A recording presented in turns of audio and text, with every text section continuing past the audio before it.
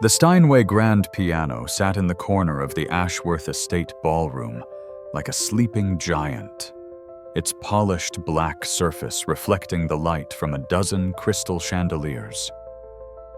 The instrument had witnessed countless performances that evening, each one more technically proficient than the last, each one leaving the room feeling somehow emptier than before. Naomi Hayes stood before it, now her dark hands trembling at her sides. 24 years old, wearing a simple navy dress that her sister had picked out because it wouldn't draw attention, she looked like someone trying to disappear into the expensive wallpaper. "She'll embarrass us all," Diane had hissed, just moments before her manicured fingers digging into Naomi's arm. Her older sister's warning still hung in the air like smoke. But Maestro Richard Thornfield, the renowned conductor whose opinion could make or break careers, leaned forward in his seat.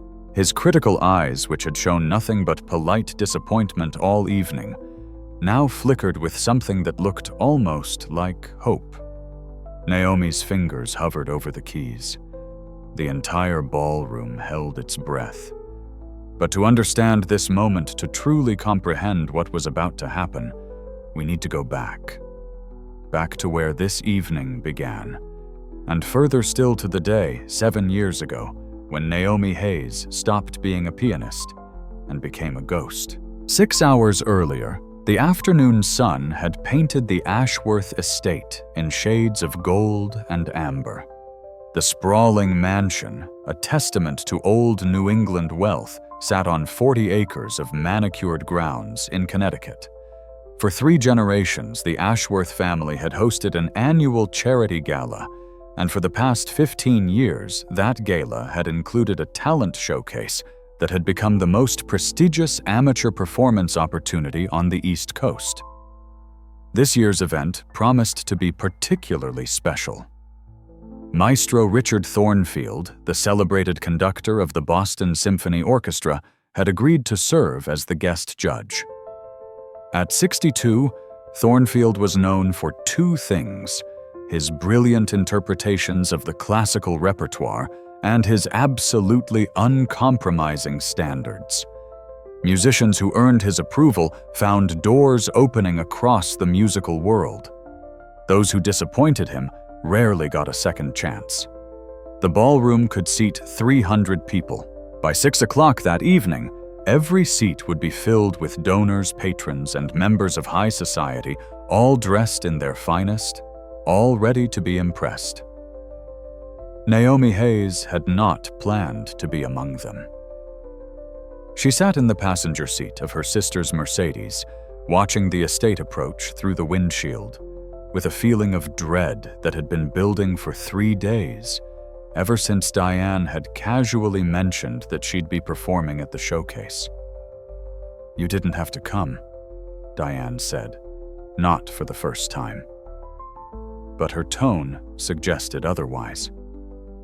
Diane was 28, 4 years older than Naomi, and she had spent those extra 4 years becoming everything their mother had wanted. Successful corporate attorney, perfect appearance, respectable hobbies including piano, which she played with technical precision, if not particular passion. "I wanted to support you," Naomi replied, which was partially true. What she didn't say was that some part of her, some foolish, self-destructive part, needed to be near a piano again, even if she could never touch one. "Just stay in the audience," Diane said as they pulled up to the valet station. "Please, Naomi, don't even think about it.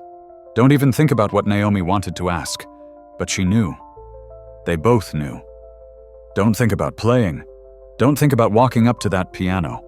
Don't think about the music that still lived in her fingers, that still woke her up at 3 in the morning with melodies she could no longer afford to hear.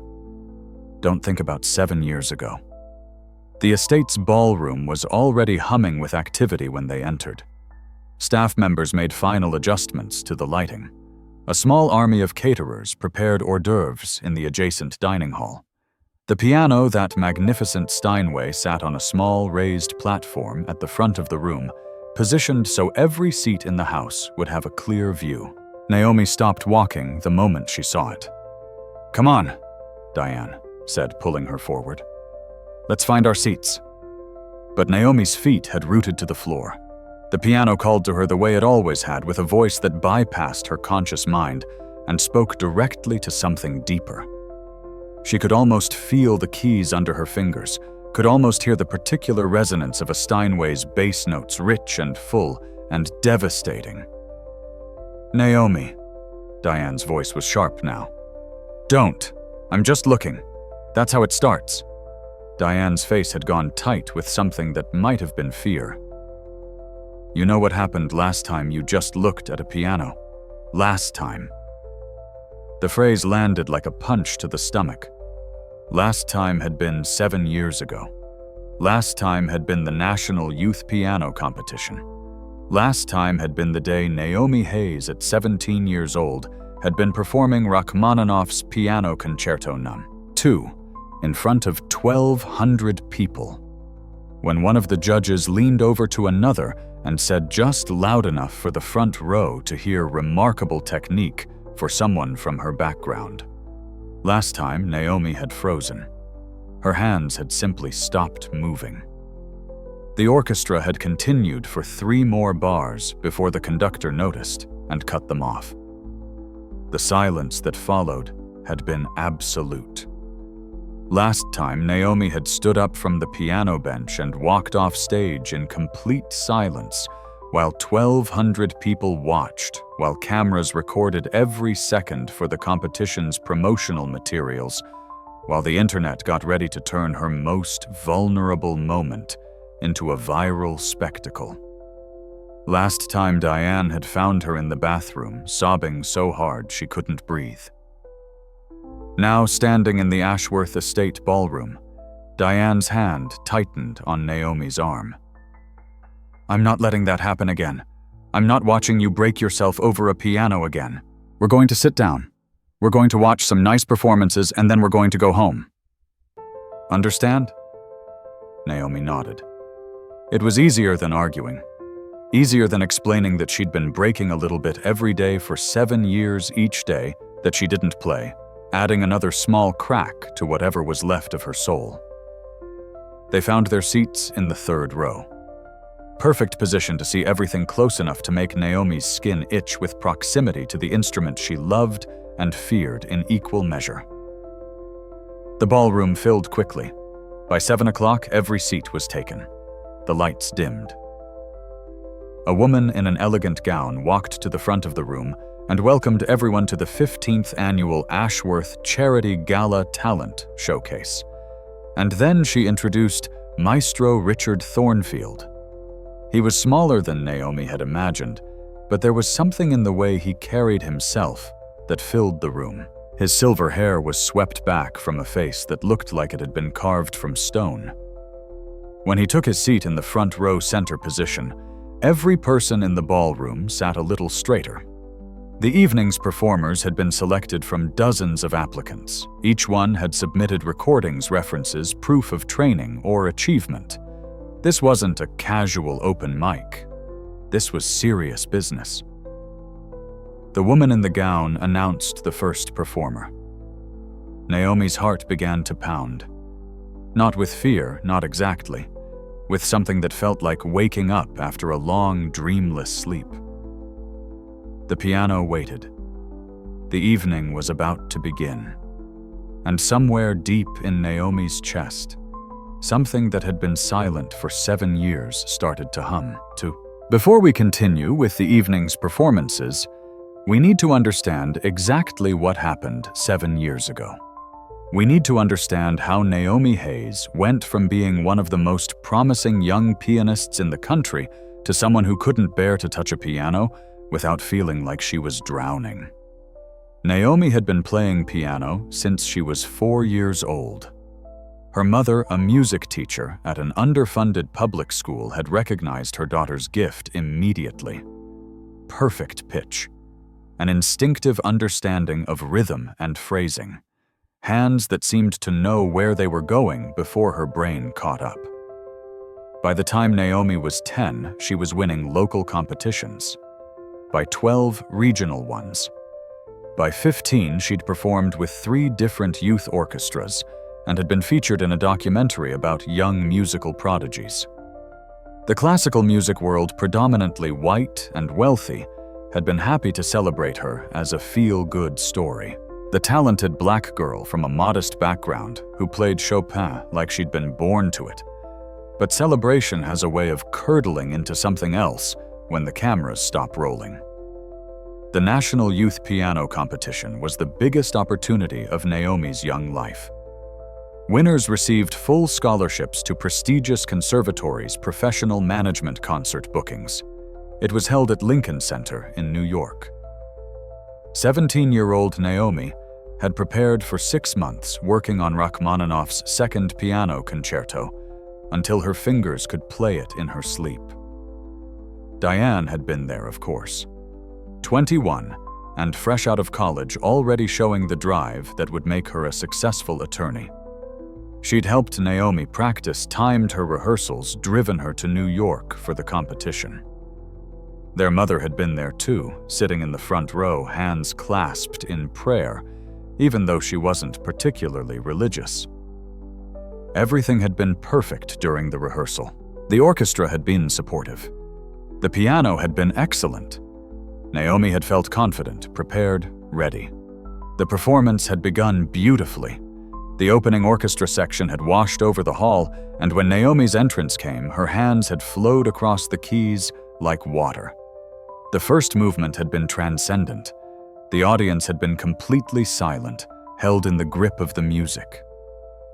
Then came the second movement, the slow, achingly beautiful adagio. This was Naomi's favorite part, the section where the piano sang with a vulnerability that made her chest hurt. She'd just begun the main theme when she heard it. Judge number 3 leaned toward judge number 5. Their microphones weren't on, but they were sitting close enough to the front row that their voices carried. Remarkable technique for someone from her background. 4 words that might have been meant as a compliment. 4 words that might have been thoughtless rather than malicious. 4 words that landed like bullets. Someone from her background. Naomi's hands stuttered. She recovered, pushed through the next phrase. But her mind had splintered. Someone from her background. What did that mean? Her modest upbringing, her public school education? Or did it mean something else, something they were too polite to say directly while sitting in Lincoln Center in their expensive suits? The music that had flowed so naturally seconds before now felt like she was pulling it from her chest with pliers. Each note hurt.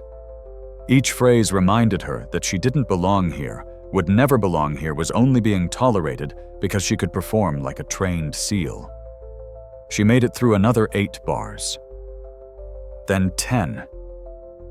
The orchestra played on, unaware that she was dying inside. And then her hands just stopped. They lifted off the keys as if the piano had burned her. The orchestra continued for a few more bars, the conductor too focused on his score to notice immediately. When he did look up and see Naomi sitting motionless, her hands in her lap, he cut them off with a sharp gesture. The silence that followed was the loudest sound Naomi had ever heard. 1,200 people stared at her. Cameras recorded her frozen face. The judges shifted in their seats. Someone in the audience coughed. Naomi stood up. She didn't bow. She didn't apologize. She simply walked off the stage, her footsteps echoing in that terrible silence, and kept walking until she found a bathroom where she could lock herself in a stall and try to remember how to breathe. Diane found her 20 minutes later. By then, Naomi was beyond crying. She sat on the bathroom floor, her concert dress pooling around her, staring at nothing. "What happened?" Diane had asked. "You were doing so well." What happened? Naomi couldn't explain it. How could she make Diane understand that 4 words had taken everything she thought she knew about her place in the world and shattered it? How could she explain that she'd suddenly seen herself through their eyes, talented, yes, but unexpected? Remarkable for someone from her background, an anomaly to be noted and studied, and ultimately kept at arm's length. The video went viral within hours, Prodigy's mysterious collapse at national competition. The internet did what the internet does, picking apart every second of footage, creating theories, spreading the clip until it had millions of views. Some people were sympathetic. Mental health in young performers, the pressure of competition, the cruelty of public performance. Others were less kind. Choke artist. Couldn't handle the pressure. Proved she didn't belong there in the first place. Naomi read every comment, absorbed every criticism. Let it all confirm what she already believed, that she'd been foolish to think she could belong in that world. That 4 words had simply revealed a truth she should have recognized all along. She didn't touch a piano for a month, then 2, then 6. Her mother tried to coax her back. Her teachers called, sent emails, offered to work with her for free. A therapist suggested that playing might actually help her heal, but Naomi couldn't do it. Every time she sat at a piano, her hands would start to shake. The silence in that auditorium would rush back, drowning out everything else. She would see the judges' faces, feel the weight of 1,200 stares, hear those 4 words echo in her mind until she wanted to scream. So she stopped. She walked away from music entirely. Enrolled in community college for business administration. Got a job doing data entry at an insurance company. Built a life that was small and safe and utterly, completely silent. Diane had supported her decision. Or maybe Diane had encouraged it. The line between the two had blurred over the years. What Naomi knew for certain was that her sister had become fiercely protective, steering her away from anything that might remind her of that day, that might risk putting her through that pain again. And for 7 years it had worked. Naomi had successfully avoided pianos, concerts, anything that might wake up the part of her that still dreamed in musical phrases. Until tonight. Now, sitting in the 3rd row of the Ashworth Estate ballroom, watching the first performer take the stage, Naomi wondered if this had been a terrible mistake, or if it was exactly what she needed. The first performer was a woman named Elizabeth Morrison. She was introduced as a graduate of the Manhattan School of Music, currently pursuing her master's degree in piano performance. She wore a floor-length burgundy gown and carried herself with the kind of confidence that came from a lifetime of being told you were exceptional. Elizabeth sat at the Steinway, adjusted the bench with the precision of someone who'd done this 1,000 times, and launched into Rachmaninoff's Prelude in C-sharp minor. Naomi's entire body went rigid. Of all the pieces, of all the composers, but Elizabeth's interpretation was nothing like what Naomi would have done. It was technically flawless, certainly. Her fingers navigated the difficult passages without a single mistake. The dynamic contrasts were carefully calculated. The tempo was exactly what the metronome marking suggested. But there was something missing. The piece was meant to be dark, brooding, full of barely contained violence. Elizabeth played it like she was giving a lecture on Rachmaninoff, rather than channeling something raw and real. When she finished, the applause was enthusiastic. Elizabeth stood bowed gracefully and returned to her seat, looking satisfied. Maestro Thornfield clapped politely. He made a note on the small pad of paper he'd been given. His face revealed nothing. Naomi's hands were gripping the armrests of her chair so tightly her knuckles had gone pale. Beside her, Diane noticed, and immediately put a hand on her arm. "Don't," Diane whispered. "I'm not doing anything. Your fingers are moving." Naomi looked down. Her sister was right. Her fingers had been unconsciously playing along with Elizabeth's performance muscle memory firing after 7 years of enforced stillness. She forced her hands to relax, folded them in her lap. The second performer was announced Jonathan Reed, violin. Jonathan was young, maybe 22, with the kind of casual charisma that suggested he'd never doubted his place in the world for a single second. He bounded onto the platform like he was greeting old friends, grinned at the audience, and tucked his violin under his chin with a flourish. He'd chosen Paganini's Caprice No. 24, one of the most technically demanding pieces in the violin repertoire. It was a showpiece in the truest sense, designed to make audiences gasp at the performer's virtuosity. And Jonathan was undeniably virtuosic. His fingers flew up and down the fingerboard with astonishing speed. The notes came so fast they blurred together. He added dramatic body movements, swaying and bending his bow arm, sweeping through the air with theatrical flair. The audience loved it. They clapped along with the faster sections. Someone actually whooped when he nailed a particularly difficult run. But Naomi could see what was missing. For all his technical skill, Jonathan was performing at the audience rather than for them. He was so focused on impressing them with his speed that he'd forgotten to make them feel anything. The music was a vehicle for his ego, nothing more. When he finished, the applause was thunderous.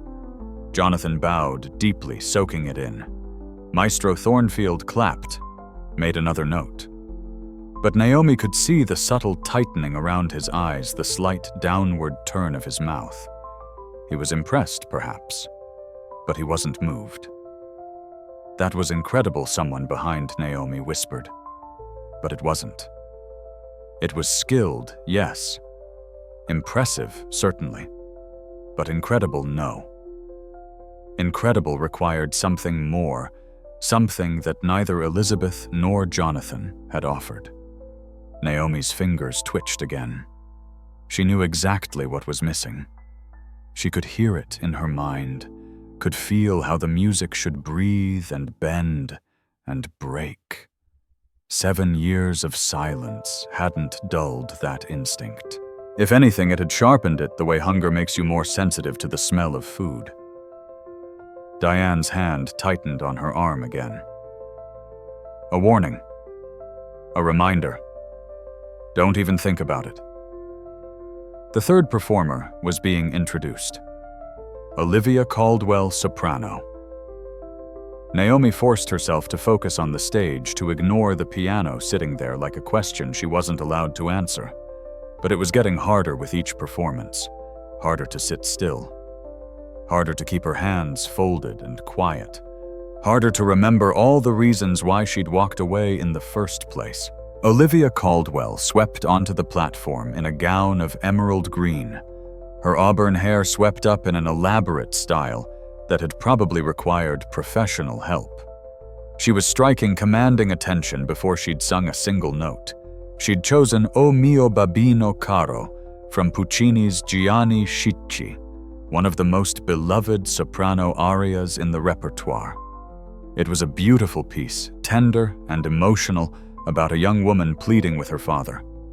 Olivia had the voice for it, certainly. Her tone was rich and powerful, her technique solid. She hit every note cleanly, shaped each phrase with care. She even added gestures, reaching out with one hand during the most pleading sections, her face arranged in an expression of desperate longing. But something about it felt calculated.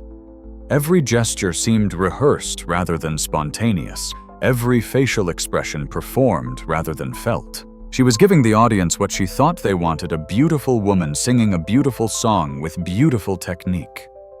What she wasn't giving them was truth. Naomi had heard recordings of this aria sung by Maria Callas, by Renata Tebaldi. Those singers had made you believe that if the father didn't agree, the girl would actually throw herself in the Arno. Olivia made you believe she'd spent a lot of time practicing in front of a mirror. The applause was warm.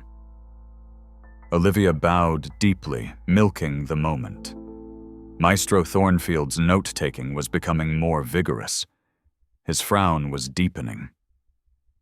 Naomi found herself studying him, this legendary conductor, whose approval meant everything to these performers. What was he thinking? What was he hearing that they weren't delivering?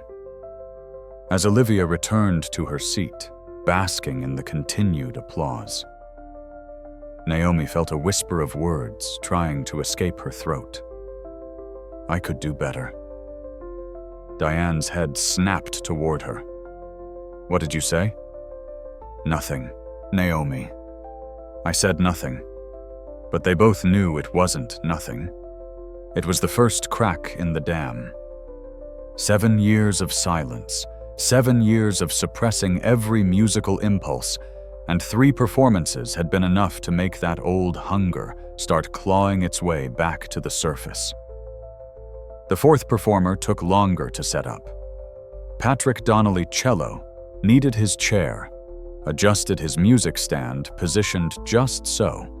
He was older than the previous performers, probably in his mid-40s, with the serious demeanor of someone who took his art very seriously indeed. He announced that he would be playing Bach's Cello Suite No. 1 in G major, a piece so fundamental to the cello repertoire that every cellist in the world had their own interpretation. Patrick's interpretation was scholarly, precise. Every note was given exactly its proper weight and duration. He followed the score with absolute fidelity, as if Bach himself were in the room grading his performance. It was correct. It was proper. It was in its own way respectful to the composer. It was also profoundly boring. Bach's cello suites were among the most perfect pieces of music ever written, mathematical in their construction, but deeply emotional in their effect. Patrick played them like he was solving an equation rather than revealing a truth. Naomi's foot was tapping. She didn't realize it until Diane pressed down on her knee, stopping the movement. "Stop it," Diane hissed. "Stop what you know what. You're acting like you want to get up there." Did she want to get up there? The question was more complicated than it should have been. Part of her absolutely did. That part was practically screaming, desperate to touch those keys, to show everyone what music could actually sound like when it came from somewhere real. But another part, the part that still heard the silence in Lincoln Center, the part that still felt those 4 words like a brand, that part was terrified. Patrick finished his performance to polite applause. He bowed stiffly and returned to his seat. Maestro Thornfield set down his pen. For the first time that evening, he closed his eyes and rubbed his temples. The gesture was small, but telling. He was disappointed. Perhaps more than disappointed. "Remember what happened last time?" Diane whispered so quietly Naomi almost didn't hear her. "Remember how it felt. Remember how long it took you to put yourself back together." Naomi remembered. How could she forget? The memory lived in her bones, in the permanent tension she carried in her shoulders, in the way her heart still raced whenever she heard certain pieces of music. But she also remembered something else. She remembered how it had felt to play music not for judges or audiences or critics, but for herself. She remembered being 12 years old and discovering Chopin's nocturnes, playing them in her mother's living room just because they made her feel like she could fly. She remembered the pure joy of it before the pressure and the expectations and the weight of other people's judgments. 7 years ago, that joy had been murdered by 4 careless words. But maybe joy couldn't actually die. Maybe it could only be buried, waiting in the dark, ready to return the moment you gave it the smallest opening. A 5th performer was being announced. Gregory Winter's piano. Naomi's attention snapped back to the stage. Another pianist. The Steinway was about to sing again. Or try to, anyway. Gregory Winters was everything the previous performers had been, but amplified. He was young, couldn't have been more than 20, with artfully tousled dark hair, and the kind of angular features that looked good in concert photography. He wore a suit that probably cost more than Naomi made in a month, and he walked to the piano like he owned it. Before sitting down, he addressed the audience directly. "Tonight I'll be performing Liszt's Hungarian Rhapsody No. 2, he announced, his voice carrying the confidence of someone who'd been told he was brilliant since birth. "I'm dedicating this performance to all the young artists in the audience. May we never lose our fire." Several people applauded this little speech. Gregory flashed a smile and sat at the piano. Naomi knew immediately what kind of performance this would be. She'd seen this type of pianist before. Technique for days, but every note was about them, not the music. Gregory's performance confirmed her suspicion within the first 30 seconds. He attacked the keys with aggressive virtuosity, his hands flying, his body swaying dramatically. The piece was meant to be energetic, certainly, but Gregory was turning it into a circus act. Every difficult passage was executed with extra flair, as if to say, "Look what I can do." The problem with Liszt's music is that it already has plenty of built-in opportunities for a performer to show off. You don't need to add to it. In fact, the best Liszt performances find the emotional core beneath all the technical fireworks. Gregory found nothing but the fireworks. He hammered the keys during sections that called for power, but there was no nuance, no shading, no sense that he understood the difference between playing loudly and playing with meaning. The softer sections were rushed through mere obstacles between the next opportunity to demonstrate his speed and strength. Naomi's hands were gripping her armrests again, but this time it wasn't from longing. It was from frustration. That piano deserved better. Liszt deserved better. The audience deserved better. She glanced at Maestro Thornfield. His eyes were open now, watching Gregory's performance, but his expression had gone completely flat. This was worse than disappointment. This was the face of someone who had given up hope. Gregory finished with a cascade of notes that he executed flawlessly, threw his hands up in the air triumphantly, and turned to the audience with a grin that expected adulation. The applause was enthusiastic. Of course it was. To untrained ears, what Gregory had just done was impressive. All those notes, all that speed, all that obvious difficulty overcome with apparent ease. But Naomi had watched the piano itself. She'd seen it being pounded used, treated like a tool to display Gregory's abilities, rather than a partner in creating something beautiful. The Steinway had more music in it than Gregory had bothered to discover. "Insufferable," Naomi muttered. What Diane said? Nothing. But it wasn't nothing. It was rage, pure and simple. Rage at the waste of it. Rage at watching mediocre musicians parade their egos while an instrument that could produce miracles sat there being abused. Rage at herself maybe for having let fear silence her for 7 years, while people like Gregory Winters got to claim the title of pianist. Maestro Thornfield was writing on his pad again, his pen moving with sharp, angry strokes. The MC returned to the stage. "Thank you, Gregory. Beautiful playing. We have one final performer before we take a short intermission." Naomi felt Diane go rigid beside her. "Our last performer of the first half is Diane Hayes, piano." Oh no. Naomi had been so absorbed in the performances, so caught up in her own complicated feelings about the music that she'd forgotten. Diane was performing. Diane, who played perfectly but safely, who had spent 7 years protecting Naomi from piano-shaped pain while maintaining her own relationship with the instrument. Diane stood up. She smoothed her dress, a sophisticated charcoal gray that probably came from some designer Naomi had never heard of. She looked at Naomi one more time, and in that look was a message: "Stay in your seat. Don't do anything foolish. Let me handle this." Then she walked to the stage. Diane sat at the piano with practiced grace. She adjusted the bench with small, precise movements. She placed her hands on her lap for a moment, composing herself. "I'll be playing Beethoven's Piano Sonata No. 14, the Moonlight Sonata," she announced. A classic choice. Perhaps too classic. The Moonlight Sonata was one of the most famous pieces in the piano repertoire, which meant every pianist had to contend with the weight of countless iconic recordings. It was a brave choice or a foolish one, depending on what you brought to it. Diane began the first movement with its famous triplet pattern in the right hand, the melody emerging like moonlight through clouds, hence the nickname, though Beethoven had never called it that himself. She played it beautifully. Her technique was impeccable.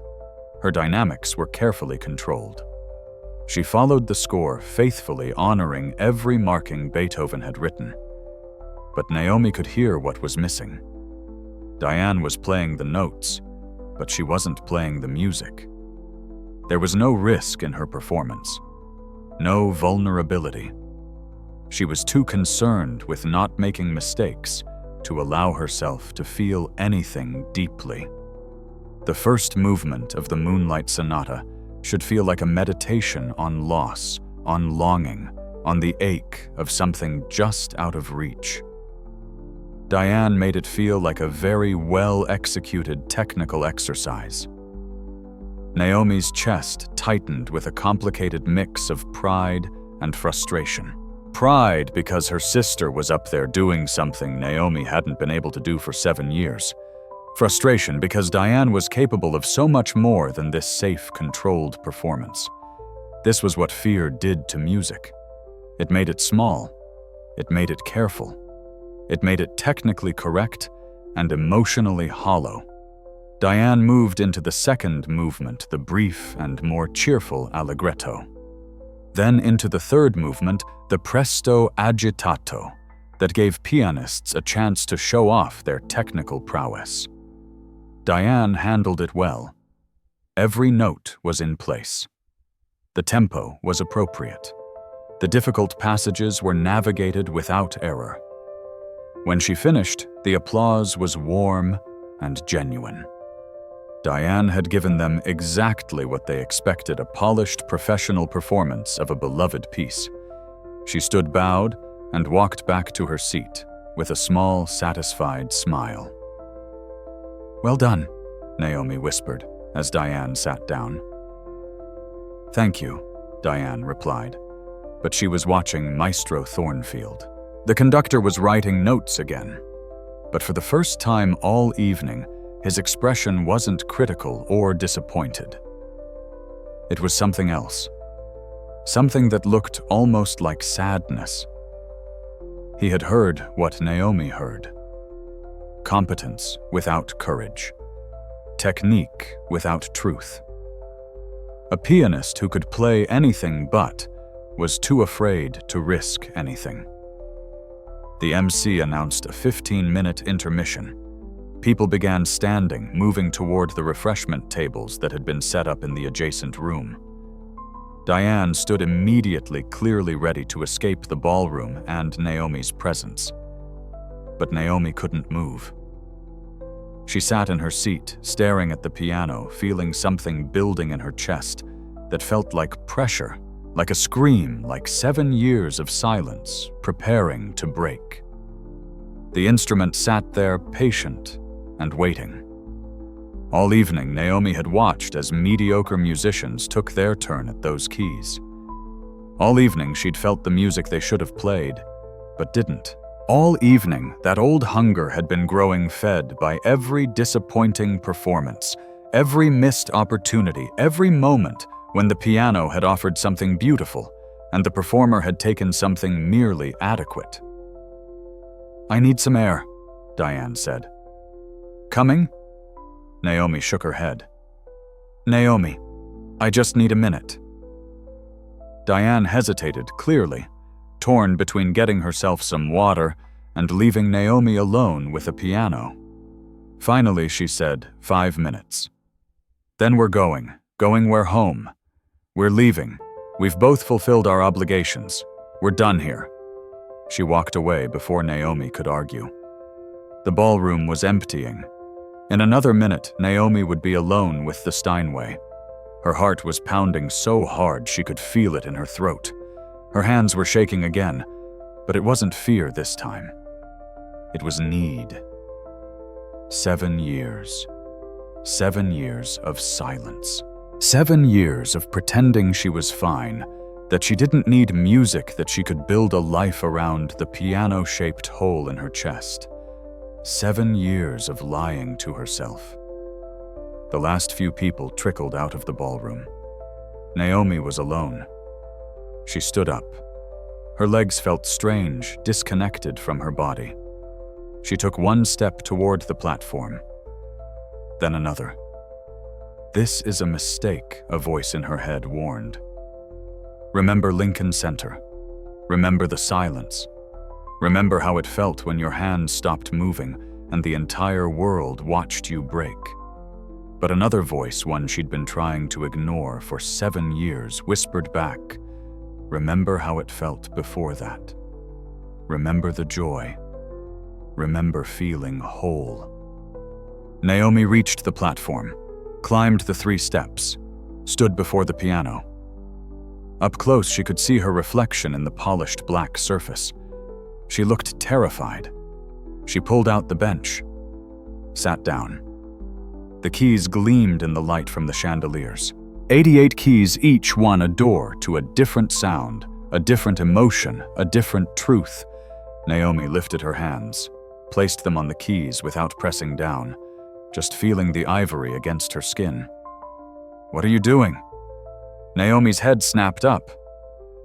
Diane stood in the doorway to the ballroom, a glass of water in her hand, her face pale. No. Diane strode across the room. No. Get up. We talked about this. We agreed. I didn't agree to anything." "Naomi, please." Diane's voice cracked. "I can't watch you go through that again. I can't. You have no idea what it was like seeing you like that, putting you back together piece by piece. Do you know how long it took? Do you know how many nights I stayed up with you while you cried yourself to sleep? I know," Naomi said quietly.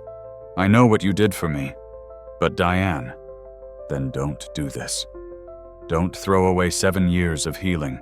Don't risk. What? Being humiliated again. Diane, I've been humiliated every single day for 7 years. Every time I hear music and can't respond to it. Every time I walk past a piano and have to pretend I don't see it. Every time someone asks me if I still play and I have to say no. You're being dramatic. I'm being honest." Naomi's hands were still on the keys. "I've been so afraid of failing again that I've spent 7 years failing in slow motion. At least at Lincoln Center I failed fast. Don't joke about that. I'm not joking. I'm just finally admitting that what I've been calling healing was actually just hiding." Diane's eyes were wet. "I'm trying to protect you." "I know, but you can't. Not from this." More people were starting to filter back into the ballroom. The intermission was ending. In a few minutes, the second half of the performances would begin. Diane looked at the gathering crowd, then back at Naomi. "If you do this," she said, her voice low and urgent, "if you get up there and try to perform, you'll embarrass us both. You haven't played in 7 years. You're out of practice. I know what I am," Naomi interrupted. "The question is, are you going to let me find out if that's all I am?"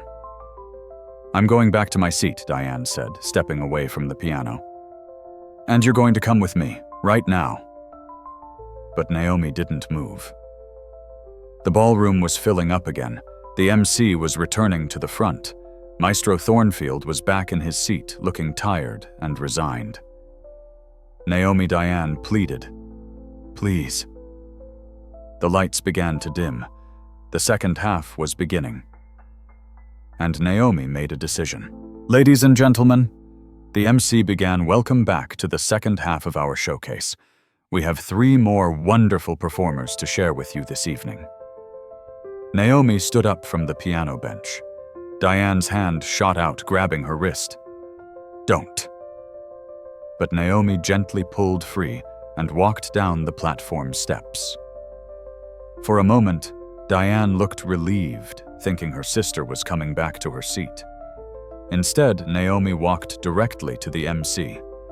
The entire ballroom went quiet. People were staring. The MC looked confused. "I'm sorry to interrupt," Naomi said, her voice quieter than she'd intended. She cleared her throat and spoke louder. "I'm sorry, but I'd like to add my name to the performers, if that's allowed." The MC blinked. The roster is already set. We have our planned performers, I understand. But I'm asking anyway. Please." The woman looked helplessly at someone off to the side, probably whoever was organizing the event. There was a brief, whispered consultation. From her seat in the third row, Diane had gone completely white. "Naomi," she called out loud enough for half the ballroom to hear. "Stop this.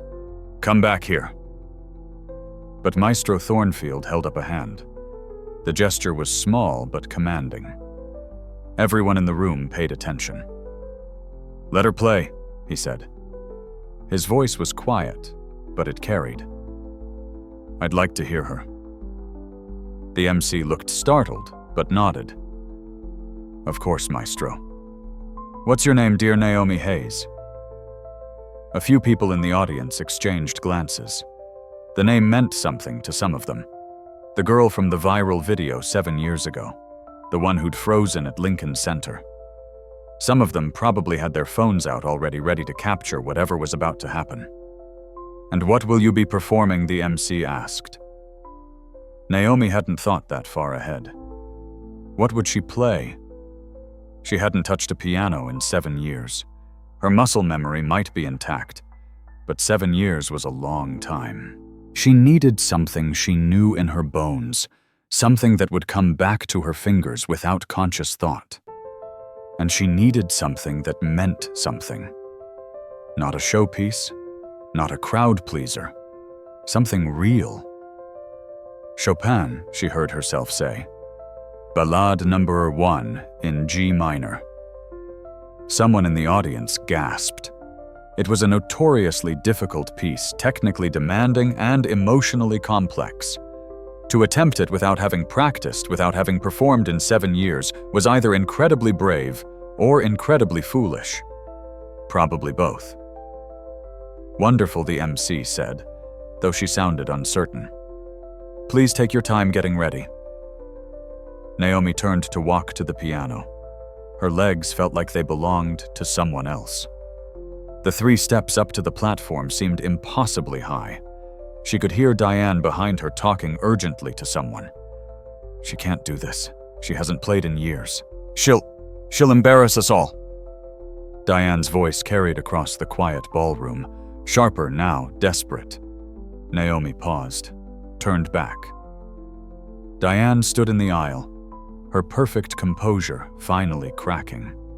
Her makeup was smudged from tears Naomi hadn't seen her cry. She looked terrified.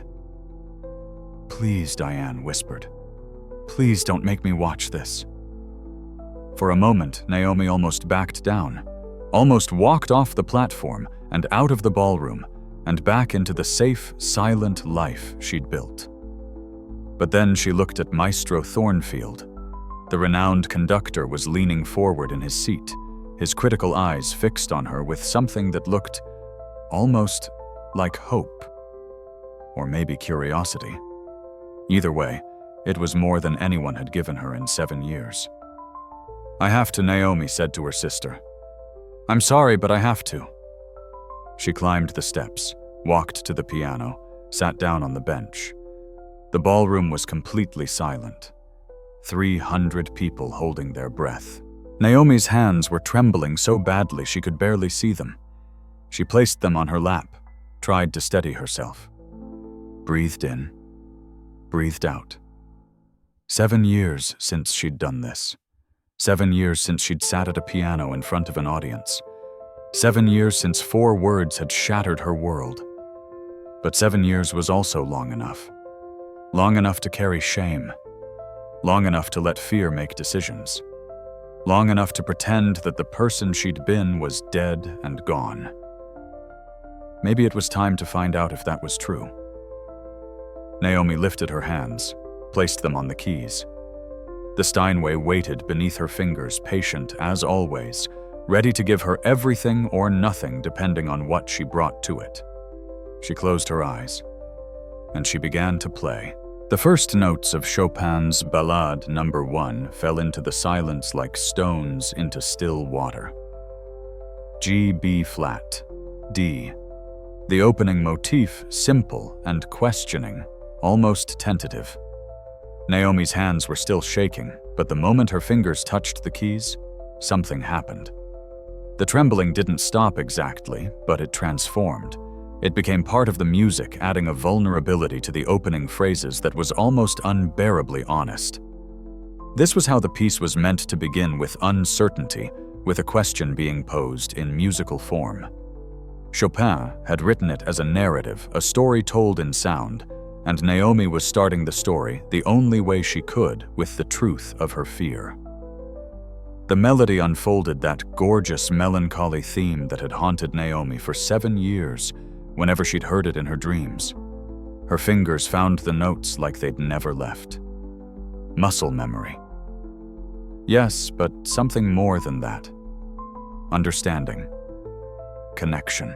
The piece had been waiting for her as much as she'd been running from it. In the third row, Diane had her hand over her mouth. Tears were streaming down her face, but she wasn't looking away. Maestro Thornfield had closed his eyes, his head tilted back slightly, his face relaxing for the first time all evening. The exposition continued, the theme developing, growing more complex. Naomi's hands moved across the keys with increasing confidence. The shaking was fading. Not because the fear was gone, but because the music was bigger than the fear. This was what the other performers had been missing. They'd all played at the piano, playing for the audience, playing to impress. Naomi was playing with the piano, through it, past it. She was playing because she'd forgotten how to breathe without music, and this was her first real breath in 7 years. The development section began. Here, Chopin took the themes from the exposition and put them through transformations, breaking them apart and rebuilding them in new ways. It was technically demanding rapid scales, complex arpeggios, hands crossing and recrossing. 7 years without practice should have made this impossible. But Naomi's hands knew this music in a way that transcended practice. She'd learned this piece when she was 15, before Lincoln Center, before the collapse, when playing piano was still pure joy.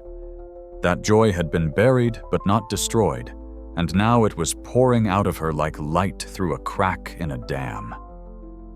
She made it through a passage that would have been difficult, even if she'd been practicing daily. Her right hand flew up the keyboard in a glittering run, while her left hand provided the foundation. Not perfect. There were a couple of notes that were almost but not quite right, but perfect wasn't the point. Truth was the point. Feeling was the point. The audience could hear the difference. A few people were crying. Others sat perfectly still, afraid that moving might break the spell. Naomi reached the più mosso section where the tempo picks up and the music becomes more agitated. This was where Chopin showed his genius building tension not through volume, but through complexity, through the way the musical ideas tumbled over each other in increasingly urgent patterns. Her hands were fully warmed up now, responding without conscious thought. She was deep in the music, swimming in it, letting it carry her wherever it wanted to go. And then she felt it the moment she'd been unconsciously heading toward since the first note. The moment where the music demanded that she make a choice. She could play this safely. She could pull back, protect herself. make sure she didn't push too hard or risk too much. Or she could do what Chopin had intended. She could go all the way in. She could let the music break her open and show everyone exactly what 7 years of silence looked like when it finally found its voice. The climax of the piece was approaching. The famous Presto con fuoco section, where everything that's been building finally explodes. This was where the technical demands were highest, where most pianists showed off their ability to play with power and speed. But this was also where the emotional truth of the piece lived. This was the moment of transformation, where all the questioning and uncertainty from the beginning resolved into something fierce and powerful and absolutely certain. Naomi didn't hold back. Her hands attacked the keys with a force that made the Steinway ring. Not the thoughtless pounding that Gregory Winters had done. This was controlled power, every note, deliberate, every phrase shaped by intention and feeling. She was playing pain now. 7 years of it. The shame of Lincoln Center, the loss of her identity, the loneliness of pretending to be fine. All of it came pouring out through her fingers into Chopin's notes. But she was also playing something else. She was playing the resilience of having survived. The strength it took to keep going even when you thought you were broken beyond repair. The courage it took to sit at this piano tonight, even though every rational part of her brain was screaming that this was a terrible idea.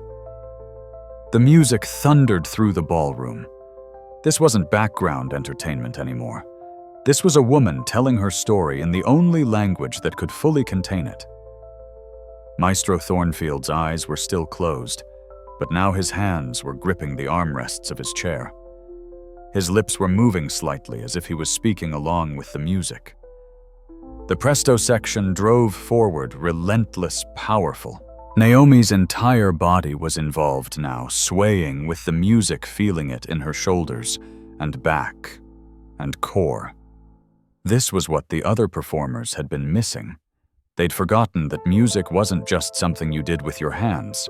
It was something you did with your entire being. And then, just when it seemed like the music couldn't get any more intense, Chopin did what only Chopin could do. He shifted.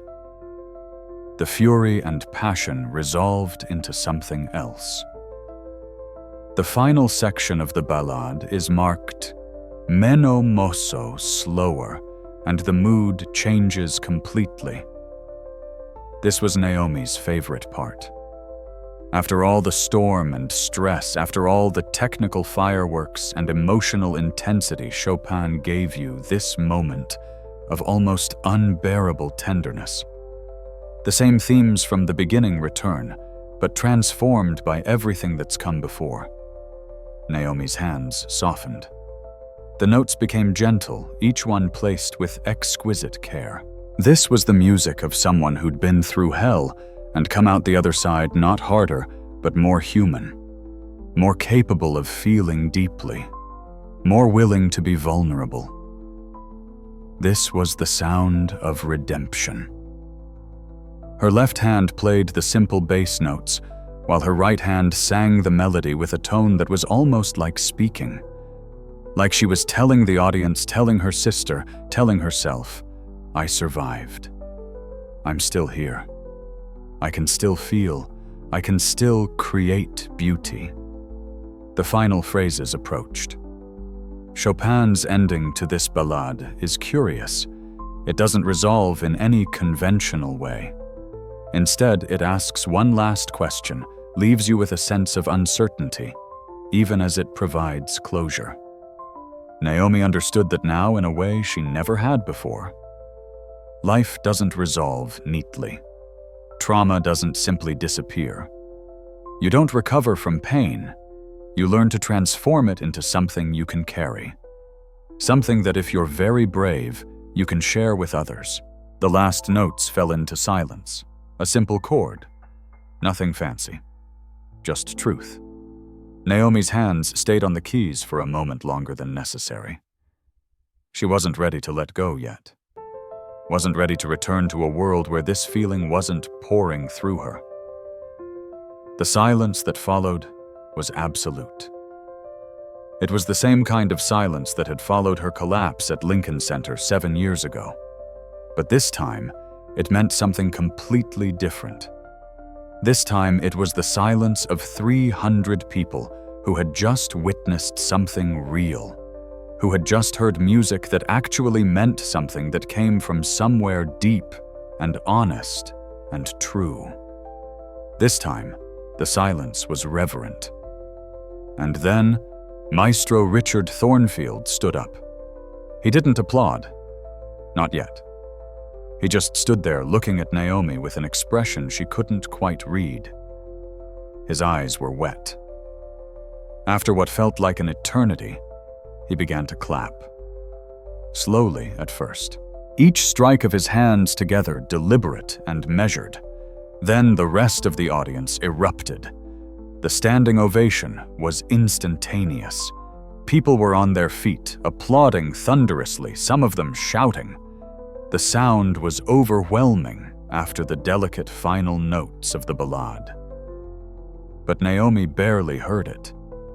She was staring at her hands on the keys, these hands that had betrayed her 7 years ago and had just given her back her life.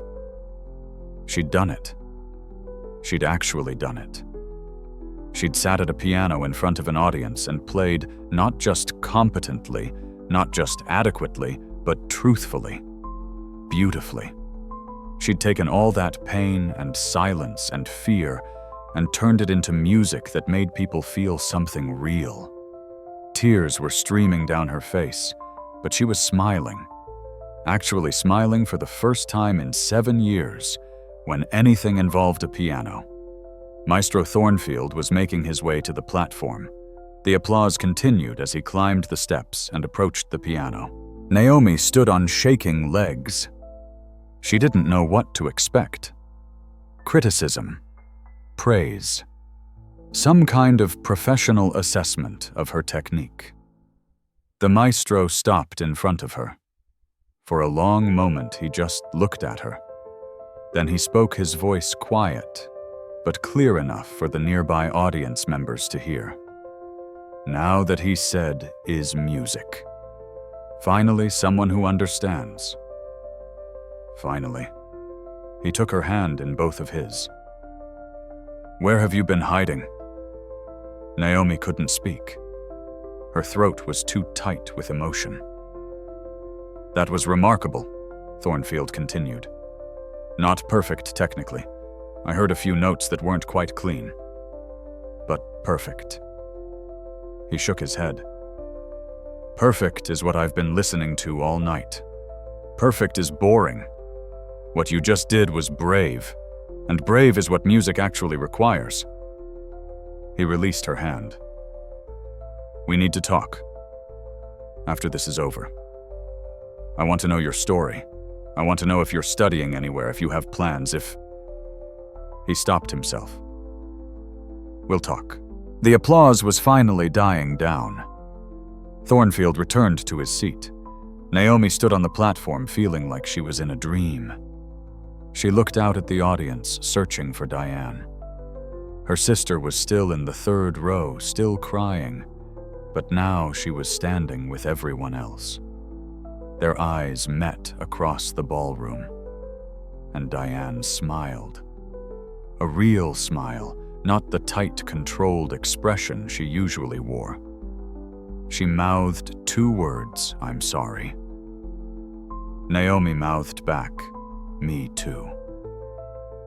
The MC was trying to restore order, announcing that there were still 2 more performers. Naomi walked down from the platform on legs that didn't quite feel like they belonged to her. But as she made her way back to her seat, something had fundamentally changed. She wasn't the same person who'd walked into this ballroom 6 hours ago. That person had been hiding, running, pretending that silence was the same thing as safety. This person, the one who'd just played Chopin in front of 300 people after 7 years of not playing anything, this person was done hiding. Diane grabbed her as soon as she sat down, pulling her into a tight embrace. "You were incredible," she whispered. "You were always incredible. I'm sorry I forgot that. I'm sorry I made you forget it too." They held each other while the next performer took the stage. But neither of them was paying attention to the performance anymore. They were too busy putting 7 years of silence and protection and fear behind them. Later, Naomi would think about what happened next. About Maestro Thornfield's offer to mentor her. About returning to serious study after so long away. About rebuilding a relationship with music that could hold both the joy and the pain. But for now, she just sat in her seat, her sister's hand in hers, and felt something she hadn't felt in 7 years. Whole. The final 2 performers of the evening did their best. One was a talented flutist, the other a mezzo-soprano with a lovely tone. Both were very good at what they did. But the energy in the room had shifted. People were still thinking about Naomi's performance. Whispered conversations rippled through the audience. Phone cameras had captured pieces of it, and at least a dozen people were already texting their musician friends about what they'd just witnessed. When the showcase finally ended, Maestro Thornfield stood and thanked the hosts. He acknowledged all the performers graciously. But when his eyes found Naomi in the 3rd row, he gave her a slight nod. "Stay," he mouthed. The audience began to disperse, heading to the reception in the adjacent rooms. But Naomi and Diane remained in their seats, both of them still processing what had just happened. After a few minutes, Thornfield approached them. Up close, he was smaller than he appeared on stage, but his presence was no less commanding. "Naomi Hayes," he said, as if trying out the name. I knew that name sounded familiar. "You were at Lincoln Center, 7 years ago, the competition." Naomi's stomach clenched. Here it came. The pity, or worse, the criticism. But Thornfield surprised her. "I was there that day. I was one of the guest judges." The world tilted. Naomi couldn't breathe. He was one of them, one of the judges who'd sat there while she fell apart. "I wasn't the one who made that comment," he said, quickly reading her expression. "But I was there when it happened, and I saw what it did to you. I've thought about that day many times over the years. Wondered what happened to you. Hoped you'd found your way back to music." He pulled over a nearby chair and sat down so he was at eye level with both sisters. "I need you to understand something," he continued. "What that judge said was inexcusable. Racist, whether he meant it that way or not. And what happened to you afterward, the way that moment was publicized, turned into entertainment that was cruel. You were 17 years old, and the classical music world failed you." Diane's hand tightened on Naomi's. "But tonight," Thornfield said, his voice softer, "tonight you showed something that none of my students at the conservatory have shown in years. You showed courage, real courage. Not the courage to play all the notes correctly, but the courage to be vulnerable, to let the music actually mean something." He leaned forward. "I want to work with you, if you're interested. I teach privately in addition to my conducting work.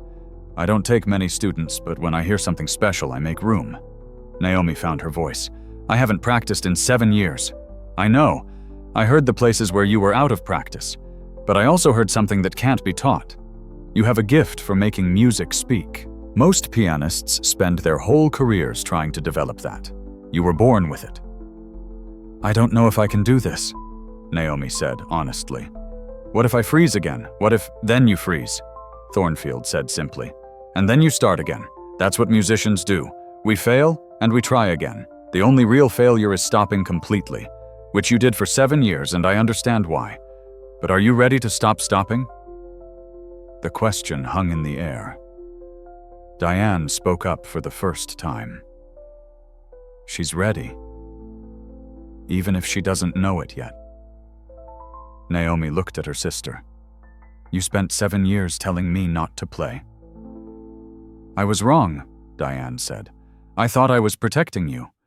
But what I was actually doing was protecting myself. I couldn't handle seeing you in pain again, so I made you small enough that you couldn't get hurt. That was selfish of me. I'm sorry. She turned to Thornfield.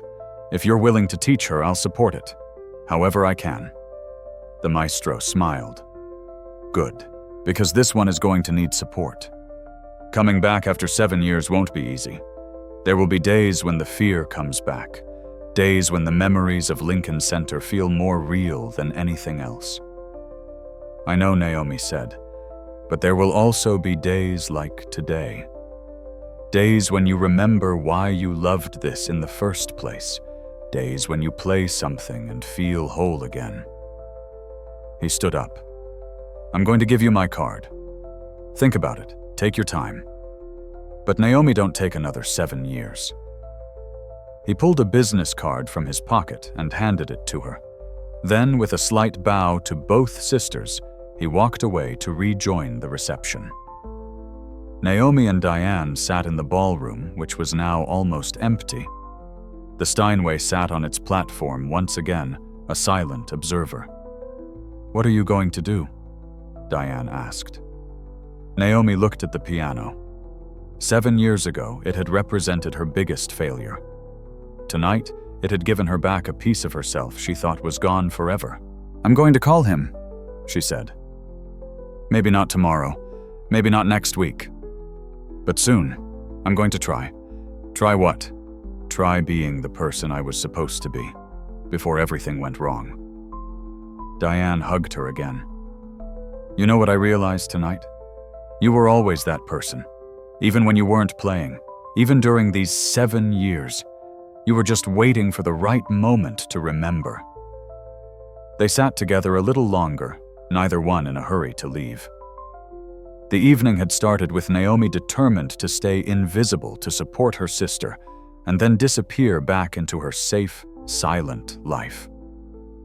It was ending with possibility, with hope, with the understanding that the thing that had broken her might also be the thing that could make her whole again. Eventually they stood up, walked toward the exit. But before they left, Naomi turned back one more time to look at the piano. Thank you, she whispered to it, for waiting, for remembering, for giving her another chance. The Steinway sat silent in the empty ballroom, its work for the evening complete. But both it and Naomi knew this wasn't an ending. It was a beginning. 3 months later, Naomi Hayes sat at a different piano in a different room. This one was in Maestro Thornfield's studio in Boston, a converted brownstone filled with the ghosts of 100 years of music students. Her hands moved through scales working on the technical foundation she'd let deteriorate during her years away. It was hard work, some days frustrating. Her fingers didn't always do what her brain told them to do. The muscle memory was there, but 7 years had taken a toll. But she was playing.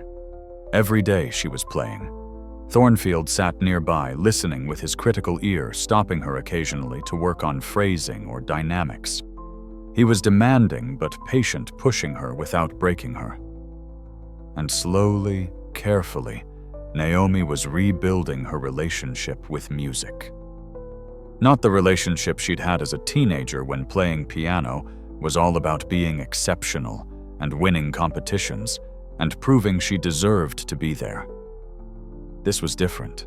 This was about playing because it made her feel alive, about using music to process emotions she couldn't express any other way, about finding joy in a scale played well in a phrase that sang in a difficult passage finally conquered after hours of work.